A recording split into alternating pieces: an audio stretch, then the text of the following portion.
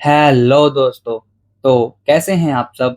एक बार फिर से स्वागत है मेरे चैनल दी मानवा एनालिस्ट पर। तो इस एपिसोड की शुरुआत में प्लेयर एसोसिएशन का सीन दिखाया जाता है, जहां ड्योगुगु मन ही मन गुस्सा हो रहा होता है क्योंकि जुनहो सोफा पर लेटे लेटे chips and cold drink P रहा होता है और एक नॉवल पढ़ते हुए कहता है, वाओ, यह नॉवल कितनी कमाल की है। अब से हम एमसी को उसके नाम से ही बुलाएंगे।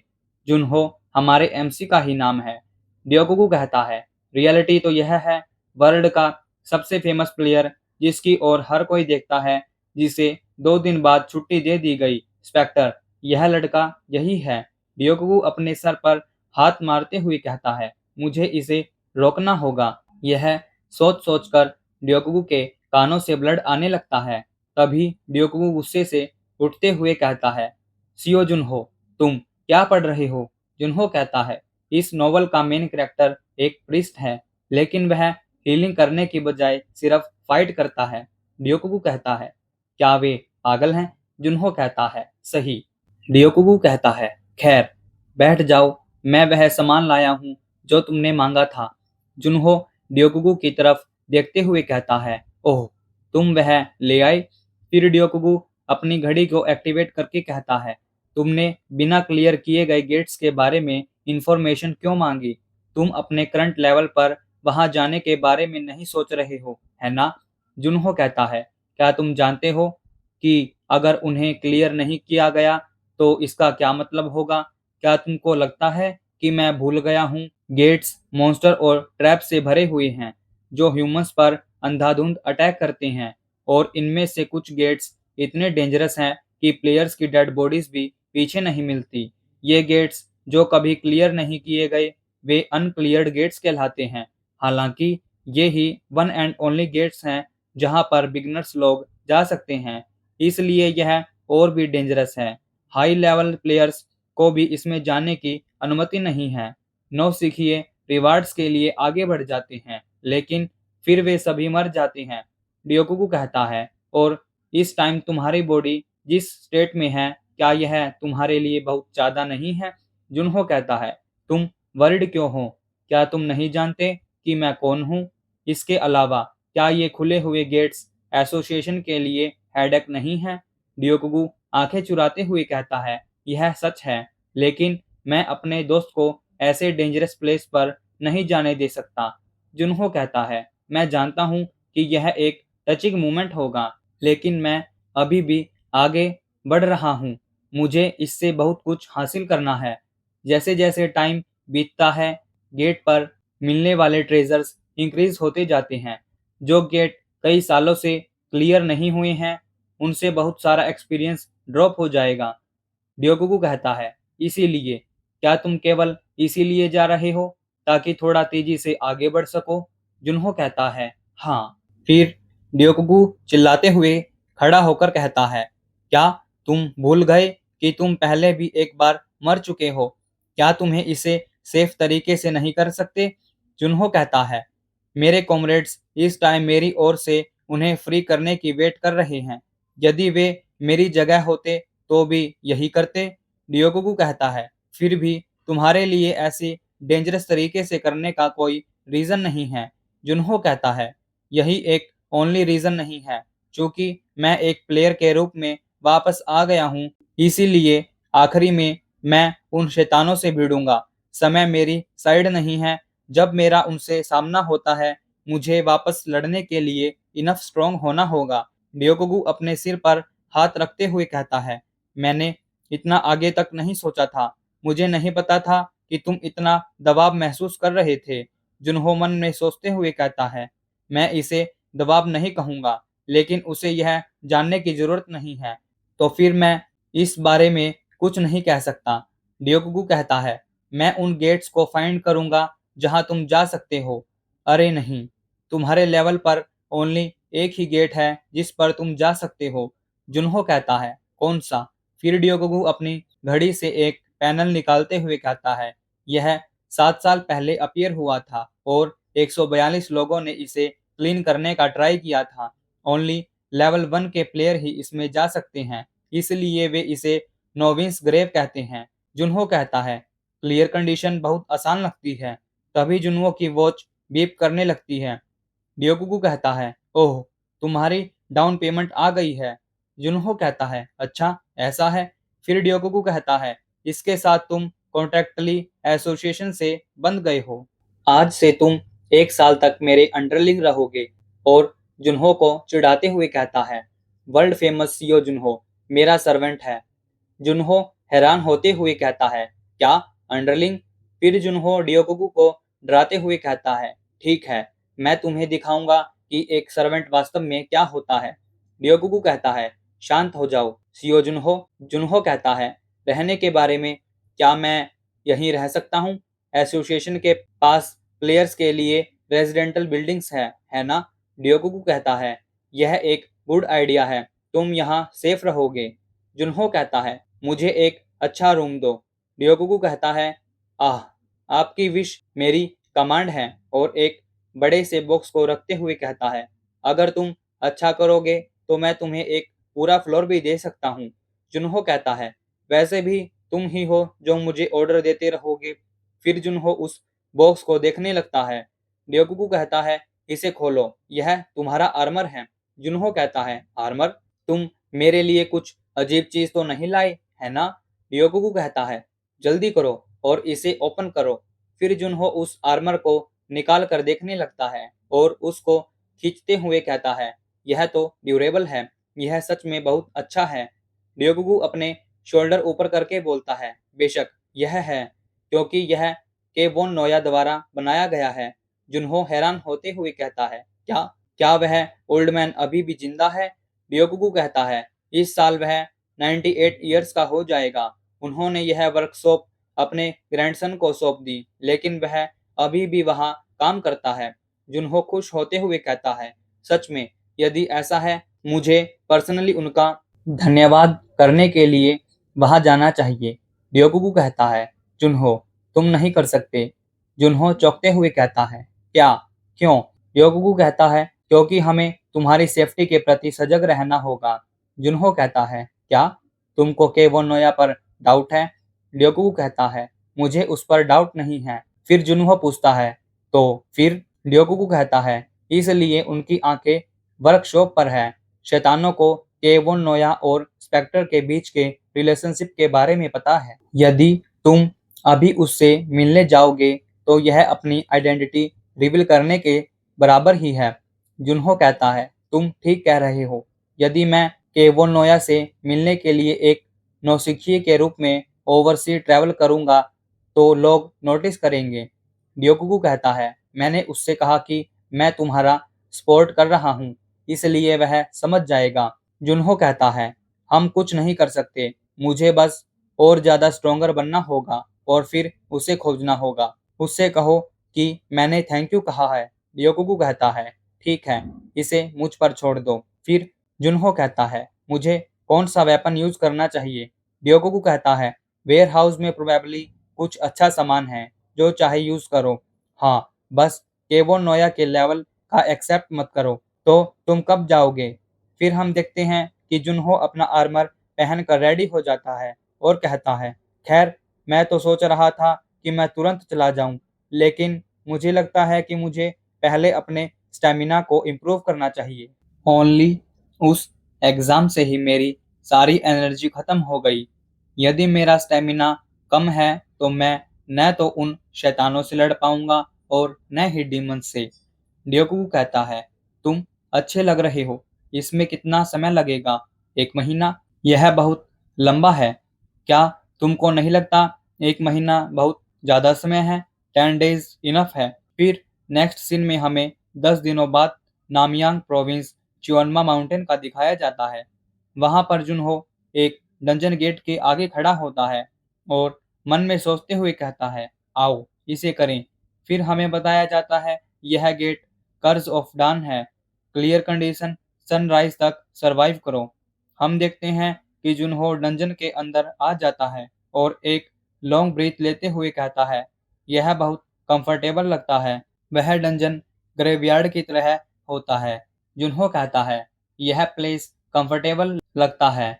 मुझे लगता है मैं धीरे धीरे पागल हो रहा हूँ। इंफॉर्मेशन के अकॉर्डिंग यह गेट इतना डिफिकल्ट नहीं है। गोल एकदम सिंपल है, मुझे बस सनराइज तक जिंदा रहना है। मैं यहाँ अच्छे समय पर आया हूँ। डेटा को देखने के बाद मैंने पाया कि जो ग्रुप सुबह जल्दी गए थे वे सबसे लंबे समय तक जिंदा रहे और गेट के अंदर का टाइम डिफरेंट है। जो लोग दोपहर में गए थे उनके पास टाइम डिफरेंस को एडजस्ट करने का समय नहीं था एंड प्रोबेबली उन्हें तुरंत ही फाइट करनी पड़ी। इन द एंड वे कुछ नहीं कर सके क्योंकि वे ओनली लेवल 1 के प्लेयर थे।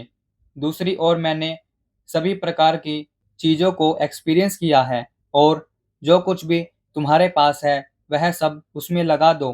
फिर नेक्स्ट सीन में देखते हैं, रात हो गई होती है और जुनहो किसी के द्वारा छोड़ी गई डायरी को रीड कर रहा होता है। वह पर्सन बताता है, मुझे एक अजीब घिनौना एहसास हो रहा है, जैसे कि मुझ पर भूत सवार हो। तभी जुनहो कोई आवाज सुनकर एक तरफ देखने लगता है और कहता है, शायद यह मरे हुए लोग हैं। एंड उठते हुए कहता है, यह कितना एनोइंग होगा। तभी ग्राउंड हिलने लगता है और ग्राउंड को फाड़ते हुए एक हाथ बाहर आने लगता है और वह ज़ॉम्बी निकलते ही जुनहो का पैर पकड़ लेता है। जुनहो कहता है, मैं जानता था। फिर अपनी स्वॉर्ड निकालते हुए उस ज़ॉम्बी के सर पर मार देता है। जुनहो हंसते हुए कहता है, नहीं नहीं, बाहर आने की कोई ज़रूरत नहीं है। वापस अंदर जाओ और रेस्ट करो। फिर मन में सोचते हुए कहता है, मैं यहाँ उनमें से बहुत से लोगों को सेंस कर पा रहा हूँ। तभी फिर से स्टेटस विंडो पर मैसेज आता है, night has come. Hunters night activate हो गई है। यह जुनहो की एक ए लेवल की स्किल होती है। स्टेटस विंडो पर फिर से मैसेज आता है, सभी सेंसेस को एनहांस्ड कर दिया गया है। फिर जुनहो एक टेरिफाइंग लुक देने लगता है क्योंकि जुनहो के आसपास बहुत सारे ज़ॉम्बी निकल कर आ गए होते हैं। लानत है, यह तो बहुत सारे ज़ॉम्बी हैं, बहुत सारे।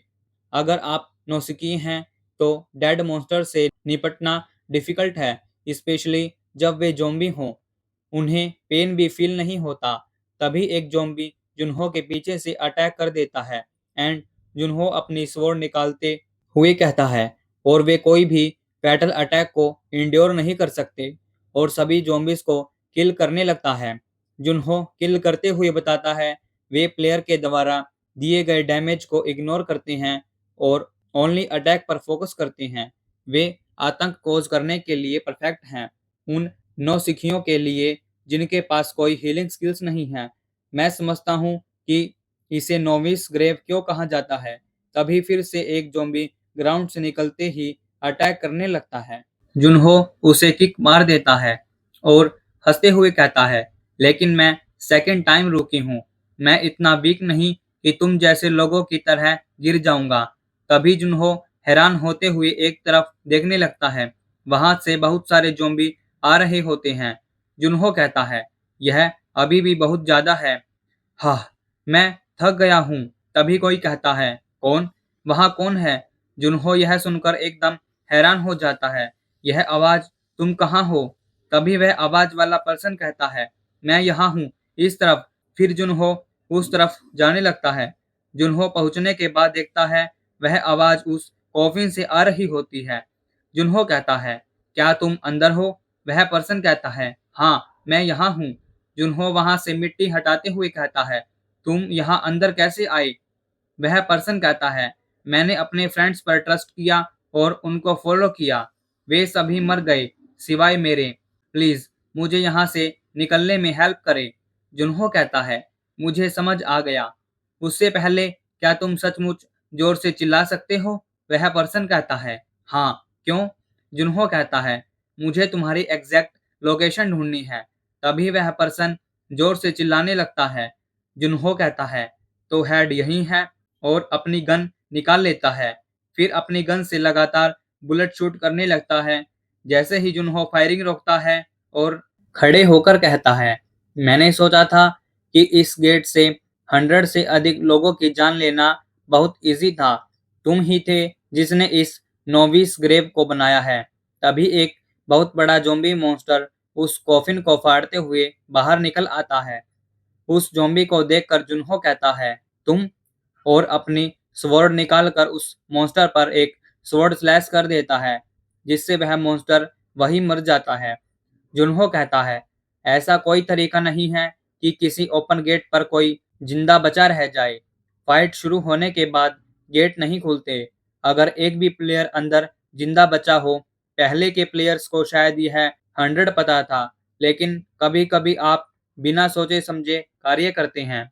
कोई आश्चर्य नहीं, भले ही वह ज़ॉम्बी है, उन सभी को डिफीट करना इतना डिफिकल्ट नहीं होता। यह सब इस धोखेबाज की वजह से हुआ।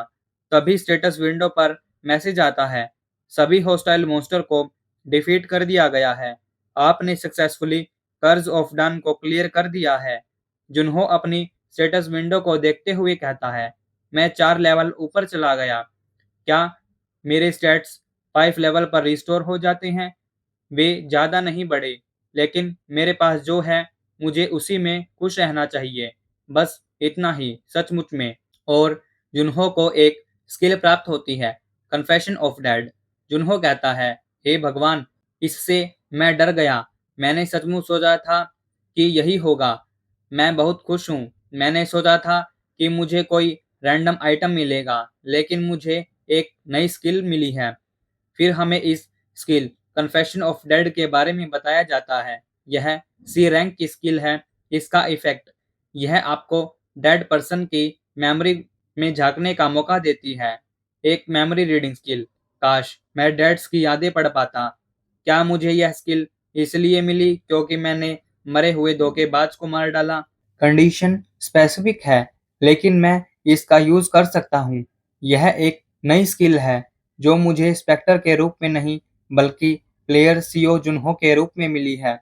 फिर जुनहो स्माइल करते हुए कहता है, मैं एक्साइटेड हूँ। नेक्स्ट सीन की शुरुआत ड्योकगु एंड जुनहो को दिखाने से होती है।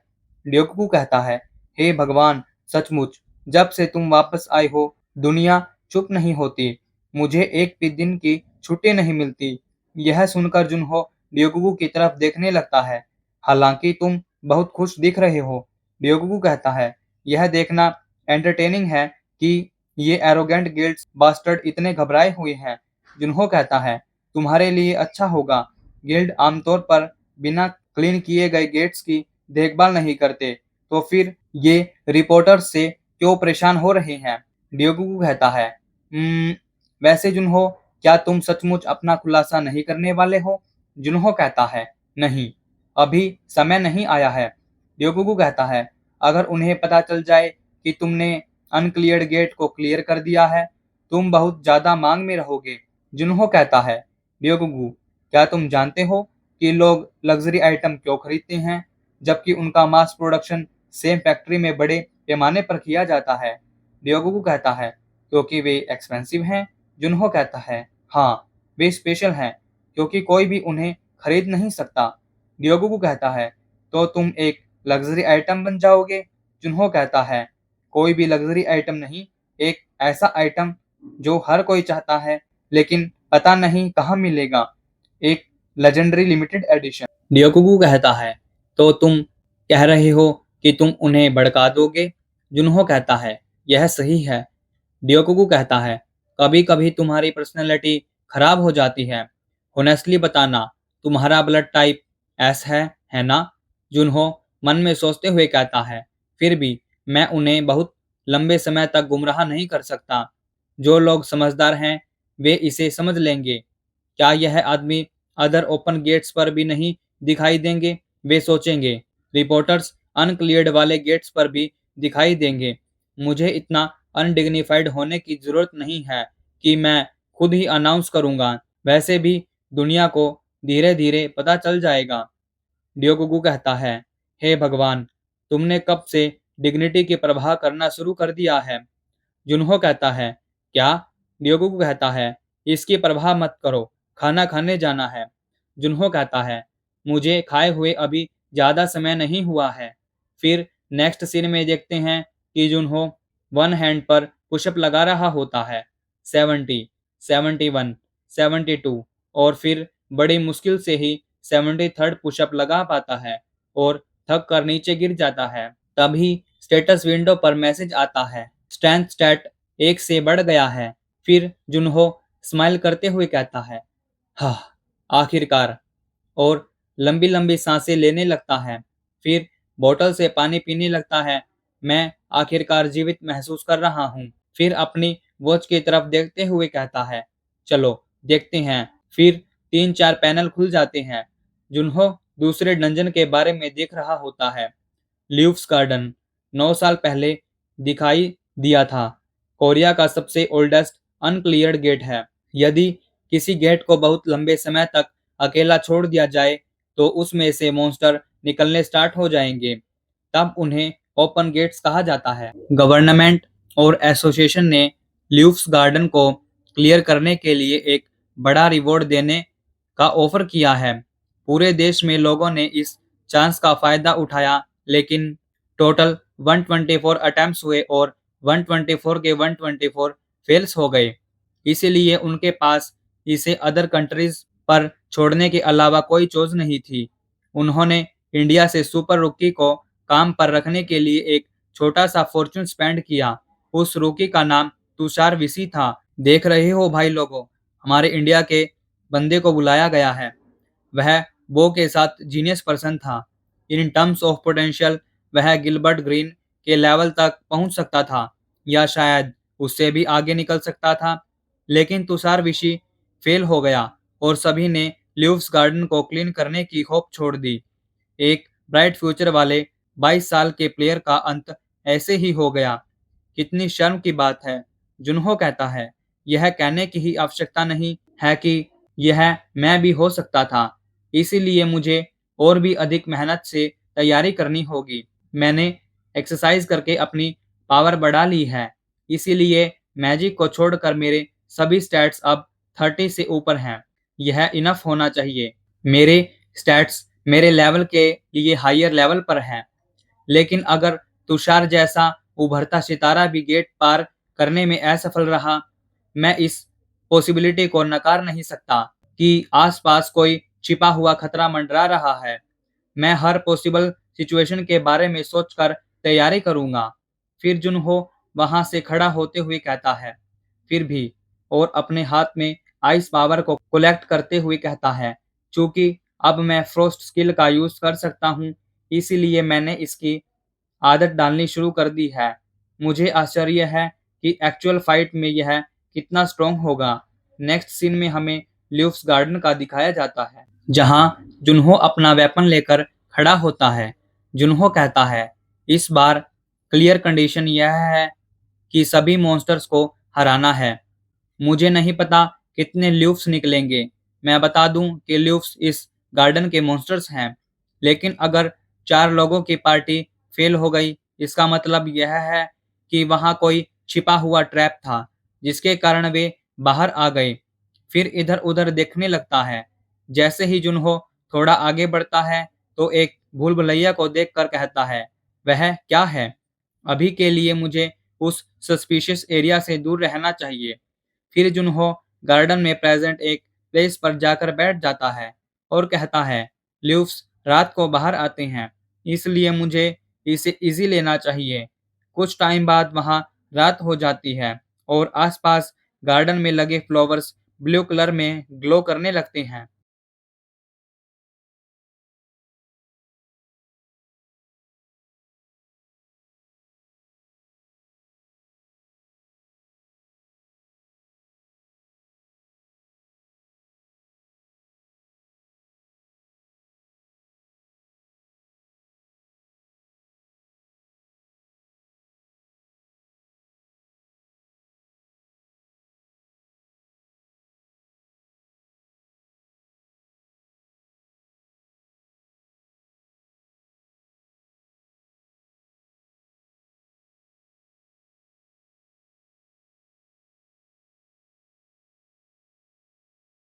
जंप लगा देता है और स्काई में जाने के बाद अपने हाथ में आइस पावर कलेक्ट करने लगता है एंड एक स्पीयर क्रिएट कर लेता है और वहीं से उन मॉन्स्टर पर अटैक कर देता है। वह अटैक फुल पावर के साथ उन दोनों मॉन्स्टर से हिट हो जाता है और उन दोनों के छितड़े छितड़े उड़ जाते हैं। फिर जुन्हो उस आइस स्पीयर को ग्राउंड से निकालते हुए कहता है, यह कितना ग्रेट है। फ्रॉस्ट क्वीन की पावर्स निश्चित हैं। तभी एक मॉन्स्टर का अटैक जुन्हो के आगे से गुजर जाता है। जुन्हो एक तरफ देखते हुए कहता है, क्या यह मॉन्स्टर वेव है? खैर, दो मॉन्स्टर बहुत छोटे थे। फिर जुन्हो स्टांस लेते हुए उन मॉन्स्टर्स पर अटैक करने के लिए आगे बढ़ जाता है और एक एक करके सभी मॉन्स्टर्स को किल कर देता है और लास्ट में एक मॉन्स्टर बच जाता है। यह देखकर जुन्हो अपनी स्पीड का यूज करके उस मॉन्स्टर के पीछे आ जाता है और अपने आइस स्पीयर को घुमाते हुए उस मॉन्स्टर की गर्दन में घुसा देता है एंड उसे वहीं किल कर देता है। यह तो बहुत ही जल्दी खत्म हो गया। फिर जुन्हो चौंकते हुए कहता है, वे इतने सारे मॉन्स्टर कब गैदर हो गई? इनकी संख्या कम से कम दुगनी है। मुझे मत बताओ, क्या वे मारे जाने पर बढ़ जाते हैं? और अपनी स्पीड का यूज करके आगे बढ़ते हुए कहता है, हे भगवान, कितने हैं ये बास्टर्ड्स? तभी एक मॉन्स्टर अटैक कर देता है जिसे जुन्हो अपने आइस स्पीयर से ब्लॉक कर लेता है। फिर हैरान होते हुए देखने लगता है और अपने हैंड में आइस पावर कलेक्ट करने लगता है, जिससे आइस शील्ड क्रिएट कर लेता है और सभी अटैक्स को ब्लॉक कर लेता है। जैसे ही वे अपने अटैक को रोकते हैं, तभी जुन्हो स्टांस लेते हुए एक अटैक प्रिपेयर कर लेता है और एक ही अटैक में उन सभी मॉन्स्टर्स को किल कर देता है। सभी मॉन्स्टर्स दो पीस में अलग हो जाते हैं। जुन्हो कहता है, ओह, मैं बहुत थक गया हूँ। कितने घंटे हो गए हैं। यह बहुत थकाऊ है, लेकिन इसे क्लीन करना इम्पॉसिबल नहीं है। लेकिन कुछ बात मुझे परेशान कर रही है। भले ही मेरे पास एक्स ग्रेड फ्रोस्ट स्किल है, यदि यह इतना ही डिफिकल्ट है, 4 लोग इनफ होने चाहिए थे। पिछले 9 सालों में जिन प्लेयर्स ने इस गेट पर प्रयास किया है, उनमें बहुत ज्यादा पोटेंशियल वाले स्ट्रॉन्ग प्लेयर शामिल हैं। इतना ही नहीं, सुपर रूकी तुषार वीसी उनमें से एक थे। मैंने जो देखा है उसके अनुसार उसे कम से कम आधे को तो अकेले ही पार कर लेना चाहिए था और यदि उसके साथ टीम के अदर प्लेयर्स होते तो वह इसे क्लियर कर सकता था।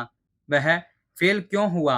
और जुन्हो एक मॉन्स्टर पर अटैक कर देता है, अपने आइस स्पीयर को मॉन्स्टर के आर पार कर देता है, जिससे उस मॉन्स्टर के टुकड़े टुकड़े हो जाते हैं। तभी स्टेटस विंडो पर मैसेज आता है, आपने ल्यूफ्स गार्डन को क्लियर कर दिया है। जुन्हो कहता है, ओह, मैंने अपनी लाइफ को अपनी आंखों के सामने से गुजरते देखा। खैर, जब तक मैं मर नहीं जाता तब तक सब ठीक है। मुझे आश्चर्य है कि मैं यहाँ कैसे पहुंचा। यह प्लेस फिर क्या था? और जुन्हो उस जगह को देखते हुए सोच में पड़ जाता है। फिर जुन्हो उसके अंदर एंटर कर जाता है। वहां पर उन प्लेयर्स के कंकाल पड़े होते हैं जो कभी पहले फाइट करने के लिए आए थे। मैं डेड कॉप्स की गन सूंघ सकता हूँ। क्या वे भागने की कोशिश कर रहे थे? यहाँ बहुत सारी पार्टियां हैं। भूल भुलैया में केवल उनका समय बर्बाद हुआ। यदि आप वेव को ब्लॉक नहीं कर सकते, यह एंड है। तभी जुन्हो की नजर एक कॉप्स के ऊपर पड़ती है। उसे देखकर वह हैरान हो जाता है। उस डेड बॉडी के हाथ में एक बो रखा होता है। जुन्हो उसके पास जाकर कहता है, अगर मुझे सही से याद है तो वह टेम्पेस्ट है, और उस डेड कॉप्स के आगे हाथ जोड़ते हुए प्रार्थना करने लगता है। जुन्हो उस बो को उठाते हुए कहता है, प्लीज मुझे क्षमा करें। यदि आप इस पर एरो शूट करते हैं तो यह बटरफ्लाई की तरह अनप्रिडिक्टेबली उड़ता है। लोग कहते थे कि यह तूफान के दौरान चलने वाली हवा की तरह है, इसीलिए इसका यह नाम पड़ा, टेम्पेस्ट। इंडियन गवर्नमेंट ने इसे तुषार ऋषि को किराए पर दे दिया, तो क्या यह वही है? फिर जुन्हो उस डेड बॉडी के हाथ के नीचे रखी नोटबुक को देखकर हैरान हो जाता है। मुझे आश्चर्य है कि इसका ओनर कौन है। जुन्हो उस नोटबुक को रीड करते हुए बताता है, 7 अप्रैल 2044, 12:40 PM। मुझे कोरिया में लीफ गेट को क्लियर करने का काम सौंपा गया था। सच में तुम मुझसे पूछ रहे हो यह करूं? मुझे जो भी करना होगा मैं करूंगा। कोई कहता है, तुषार, इस पर विचार करो। इतने इतने सालों बाद भी इसे मंजूरी नहीं मिल पाई है। हो सकता है तुम वापस न आओ।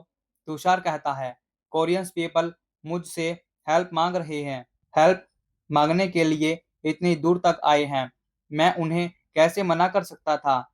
यह भगवान विष्णु की टीचिंग्स के अगेंस्ट है। मैं अभी लेवल 10 पर हूँ। यह ल्यूफ्स गार्डन में एंटर करने का मेरा वन एंड ओनली चांस है। मुझे यह करना होगा। तुषार किसी लड़की से पूछता है, तुम सचमुच मेरे साथ आ रही हो? वह लड़की कहती है, हाँ बेशक, मुझे तुम पर विश्वास है। तुषार, तुम जहां भी जाओगे मैं तुम्हारा पीछा करूंगी। अगर तुमने कहा होता कि तुम अकेले जाओगे तो मैं चुपके से अंदर घुसने का कोई रास्ता ढूंढ लेती। मैं बहुत खुश हूं कि तुमने मुझे अपने साथ चलने के लिए कहा। धन्यवाद तुषार। इसके अलावा मुझे तुम्हारी प्रोटेक्शन भी करनी है। तुषार कहता है, प्रोटेक्शन करोगी? क्या तुम? मुझे खुशी है कि तुम आ रही हो जया। ऐसा कोई और नहीं है जिस पर मैं भरोसा करूं कि वह मेरा साथ देगा। तुम्हें यह पता है ना? जया कहती है, बेशक, मैं तुम्हारी साथी हूँ। तुषार कहता है, हाँ, हम इसे क्लीन कर देंगे, चाहे इसके लिए कुछ भी करना पड़े। दूसरी तरफ हमें दिखाया जाता है, एक छोटी बच्ची डैडी डैडी चिल्लाते हुए किसी को बुलाने लगती है। तभी वह आदमी उस बच्ची को उठाते हुए कहता है, माई बेबी। वह बच्ची कहती है, डैडी आप कहाँ जा रहे हैं? वह आदमी कहता है, मैं काम पर जा रहा हूँ, मैं अभी वापस आऊंगा, इसलिए ग्रैंडमा की बात जरूर सुनना, ठीक है? वह बच्ची कहती है, ठीक है, फिर हम साथ में एनिमल्स को देखने चलेंगे, वादा? वह आदमी कहता है, बेशक, अपनी ग्रैंडमा की बात सुनो और अपना खाना मत छोड़ना। तभी हम देखते हैं कि तुषार उसका इंतजार कर रहा होता है।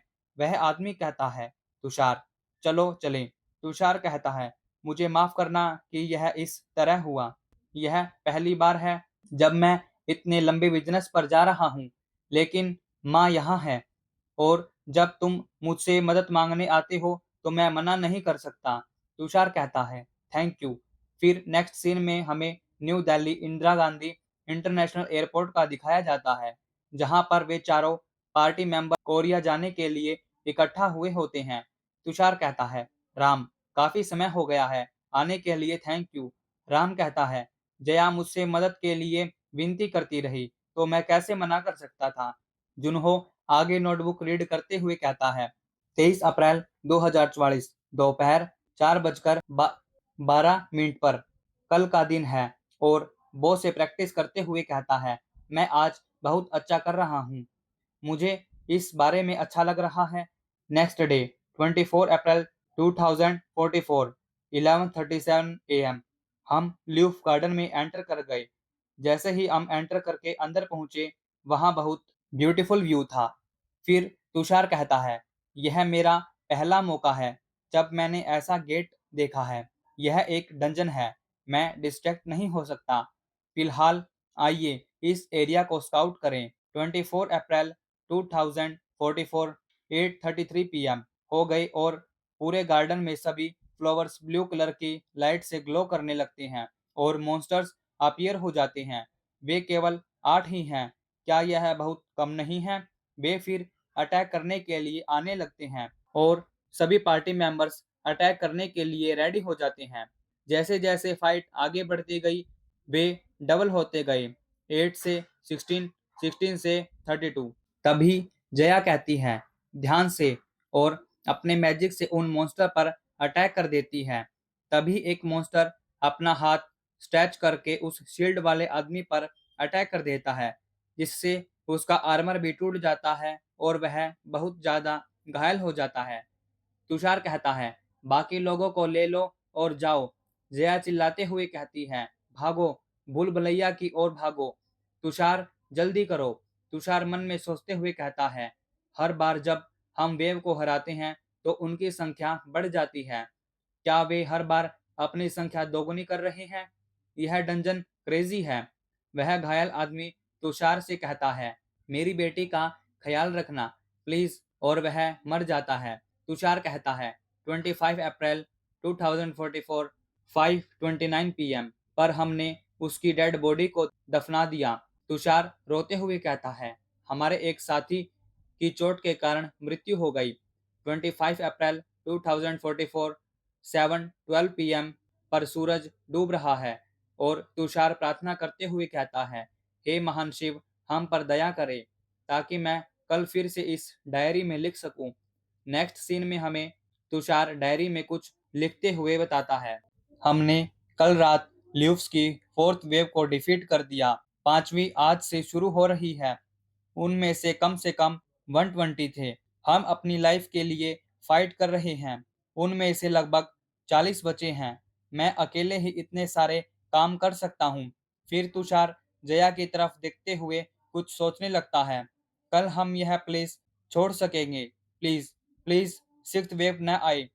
नेक्स्ट सीन में देखते हैं कि जया भी मर गई होती है और तुषार उसे अपनी गोद में लेकर बैठा रो रहा होता है।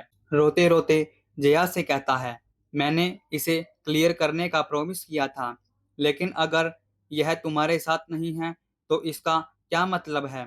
तभी इनकी पार्टी का वह फोर्थ मेंबर कहता है, तुषार, और डैगर निकालते हुए कहता है, यह समय तुम्हारे मरने के लिए है, एंड तुषार पर अटैक कर देता है। वह अटैक डायरेक्ट तुषार के हाथ में लग जाता है। तुषार दर्द में चिल्लाने लगता है और वहां से पीछे हट जाता है। राम कहता है, तुमने इसे चकमा दे दिया। तुम निश्चित रूप से इंडिया के नंबर 1 राइजिंग स्टार हो। तुषार अपने उस घाव पर हाथ रखकर बोलता है, वो आंखें। राम, तुम एक शैतान थे। तुम हमें इस तरह कैसे धोखा दे सकते हो। तुम कैसे शैतान हो सकते हो। जया तुमको यहाँ लेकर आई थी। राम कहता है, यह सबसे स्टूपिड बात है जो मैंने कभी सुनी है। यह सिंपल है, तुम्हारी लवर भी तुम्हारी तरह मूर्ख थी। इतने सारे ल्यूफ होंगे। मैंने सोचा था कि तुम्हारे दोस्तों के मरने से पहले मैं थोड़ी मदद कर दूंगा। वे बेकार थे और बहुत जल्दी मर गए। यह मेरे लिए भी लगभग खतरनाक था। तुषार गुस्से से कहता है, तुम बास्टर्ड। राम कहता है, मेरे साथ इस मुद्दे को क्लियर करने के लिए थैंक यू तुषार। अब मुझे टेम्पस दो और फिर तुम अपने साथियों के साथ शामिल हो सकते हो। तुषार गुस्से से अपने दांत पीसते हुए राम को देखने लगता है। राम कहता है, तुम्हारे चेहरे पर क्या है? क्या तुम मरने से डरते हो? तुषार वहां से भागने लगता है। राम कहता है, वाह, मुझे उम्मीद नहीं थी कि तुम भाग जाओगे। खैर, इससे कोई फर्क नहीं पड़ता।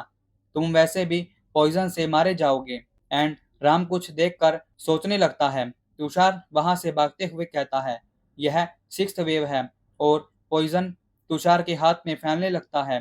तुषार कहता है, डैम इट, मैं अपने आर्म में सेंसेशन फील नहीं कर पा रहा हूँ। और तुषार भागते भागते उस भूलभुलैया की गहराई में चला जा रहा होता है, लेकिन भूलभुलैया एंड हो जाती है। आगे जाने का रास्ता ही नहीं होता। यह देखकर तुषार घबराते हुए कहता है, नहीं, मैं इस तरह नहीं मरना चाहता। और यह सोचकर निराश हो जाता है, शिट, मैंने अपने राइट हैंड से सारी सेंसेशन खो दी है। ऐसा लगता है कि उस शैतान ने अपने डैगर में पॉइजन मिला दिया है। चाहे यह ल्यूस हो या पॉइजन से, मैं किसी भी तरह मर जाऊंगा। यदि अगर किसी को यह नोटबुक मिल जाए, हमारी फैमिली से कहो कि हमें खेद है। फिर हमें प्रेजेंट में दिखाया जाता है। जुनहो डेड बॉडी के पास बैठा होता है। फिर जुनहो आगे पेज पलटते हुए कहता है, क्या यही है? ओह, कुछ और पेज हैं। फिर जुनहो कुछ सोच में पड़ जाता है। आगे लिखा होता है, अगर मेरे बाकी साथी जिंदा होते, क्या हम इसे क्लीन कर पाते? यह उस शैतान की गलती थी। तुषार आगे और बड़ी मुश्किल से लिखते हुए कहता है, हे महान शिव, इस तुषार विशी को अपनी सोल के साथ एक हो जाने दो एंड उन सभी पापियों को नरक की सजा दी जाए। कोई कोई भी मैं आपसे विनती करता हूँ कि इस मरते हुए वॉरियर का रिवेंज पूरा करे। जुनहो आगे पढ़ते हुए बताता है, धन्यवाद, मुझे समझ आ गया। ल्यूफ की संख्या प्लेयर्स की संख्या पर डिपेंड करती है। जुनहो कहता है, मैं यहाँ अकेला आया था, इसीलिए यहाँ ज्यादा मॉन्स्टर्स नहीं थे और इसे रिलेटिवली आसानी से क्लीन किया जा सकता है। अगर मैं 3 दूसरे लोगों के साथ यहाँ आऊँ, बस यह कहने से ही मुझे बीमार महसूस हो रहा है। मैं इसके बारे में सोचना नहीं चाहता। फिर जुनहो उस नोटबुक को अपनी इन्वेंट्री में रखते हुए कहता है, मैं इसे अपने साथ ले जाऊंगा। फिर जुनहो बो को देखते हुए कहता है, इसके लिए मैं इसे थोड़ी देर के लिए बोरो कर रहा हूँ। ऐसा नहीं है कि मैं इसे भुगतान या कुछ और के रूप में ले रहा हूँ, लेकिन मैं उन दुष्ट शैतानों से अपना बदला जरूर लूंगा। तो फिर मिलेंगे।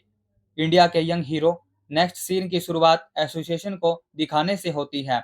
ड्योगोकू कहता है, आप ठीक कह रहे हैं, और न्यूज़पेपर को टेबल पर रखते हुए कहता है, हमने कुछ नहीं कहा, ठीक है, लेकिन अब पूरी दुनिया जानती है। जुनहो अपने सर पर हाथ रखकर बैठा होता है। ड्योगोकू कहता है, बताया तो कि ऐसा होगा।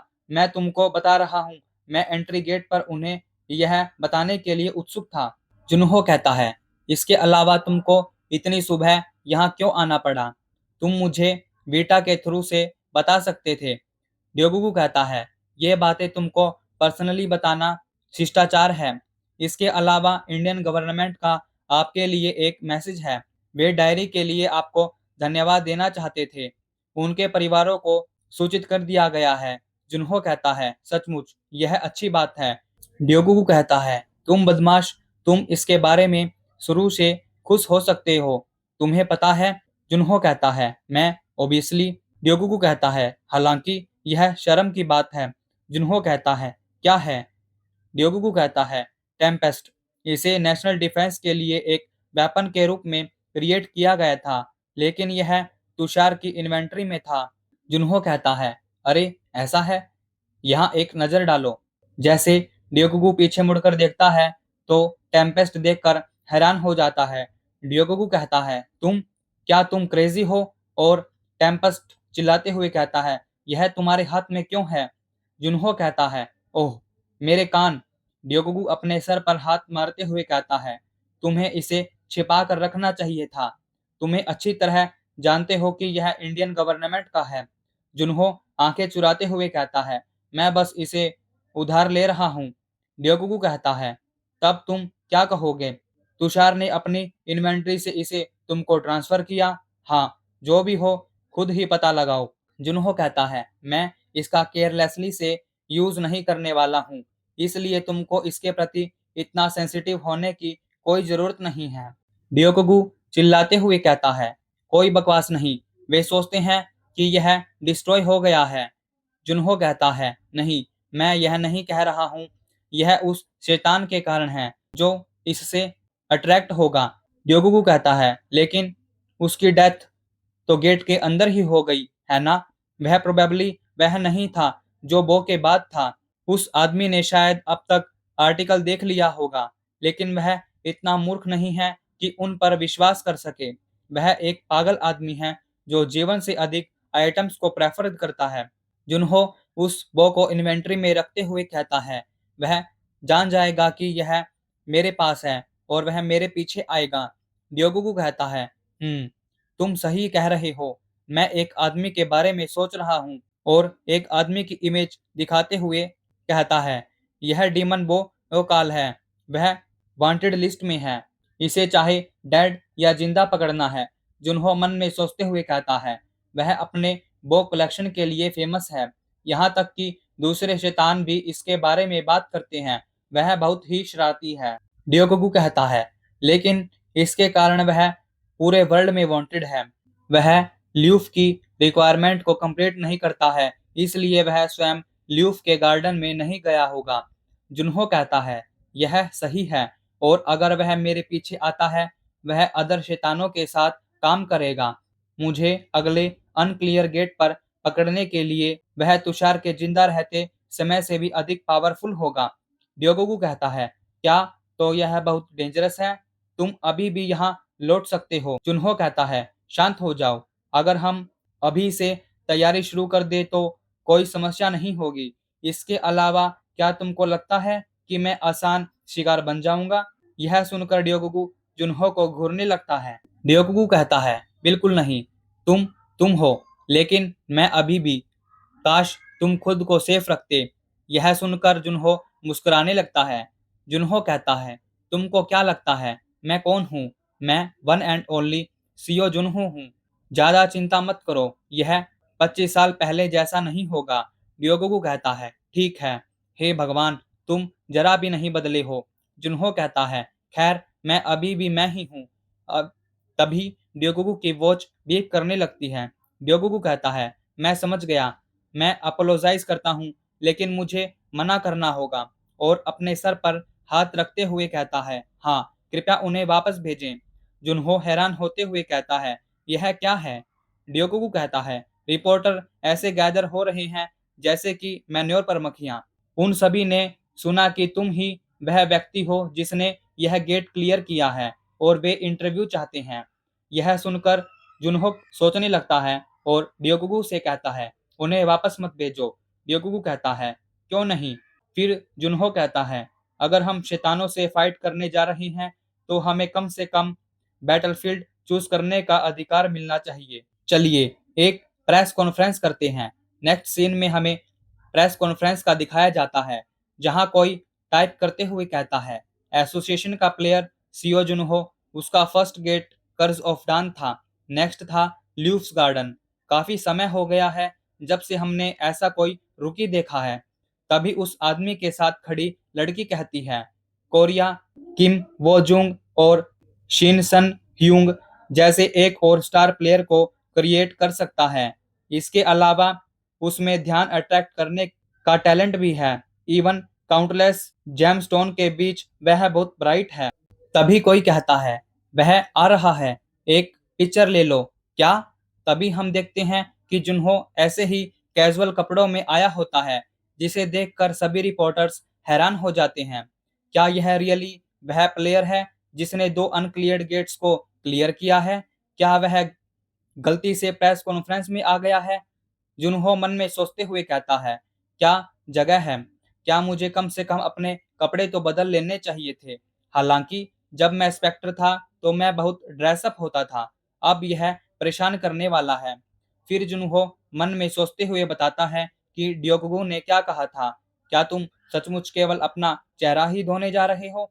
जुनहो उबासी लेते हुए कहता है, मैं सीओ जुनहो हूँ, मैं अभी 30 मिनट की प्रेस कॉन्फ्रेंस होल्ड करूंगा।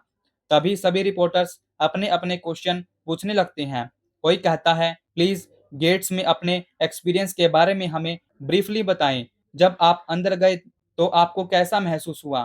क्या कोई स्पेशल रीजन है कि आपने अनक्लियर्ड गेट्स के साथ शुरुआत की? जुनहो कहता है, आइए कर्ज ऑफ दान से शुरुआत करें।